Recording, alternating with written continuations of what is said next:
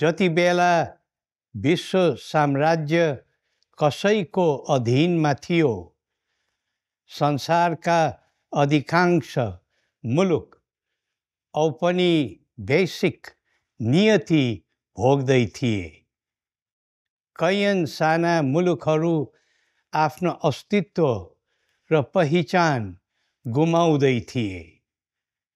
त्यस्तो समयमा साम्राज्यवादका आँखै अघिल्तिर एउटा देश खडा गर्ने सानो चुनौती थिएन।